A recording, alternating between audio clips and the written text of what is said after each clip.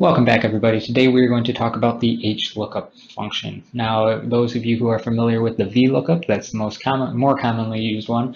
It's very similar to that. Difference between an HLookup and a VLOOKUP is that a VLOOKUP is going to look at the rows, whereas an HLookup is going to look at the columns. So just the different axes that we're looking at, but doing pretty much the same thing.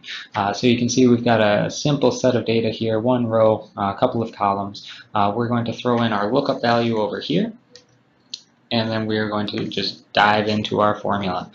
So we are going to do an HLookup, our lookup value right where we put it. Our table array is right there.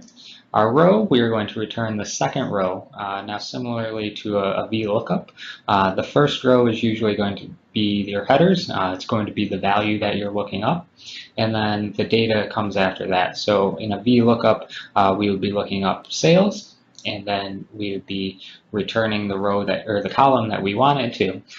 Whereas with an HLookup, we are looking up the state, and then we are returning the row that we wanted to. So right now, since we only have one row of data, we'll just return row number 2, and then we'll just make sure it's false to give us the exact match. So you can see that we've returning that 98 for New York. If we change this to Tennessee, it will return that 48 for us to give us the value for that.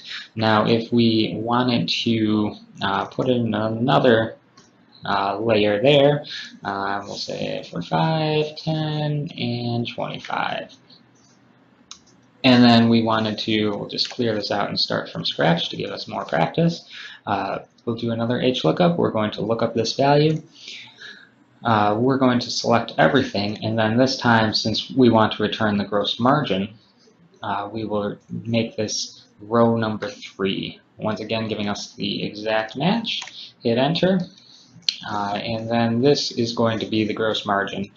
So we can change this to any of the other ones, and it will just automatically update us for that. If we wanted to suddenly change this back to sales, we just change that row to give us the second row again, and then it will just give us the sales numbers.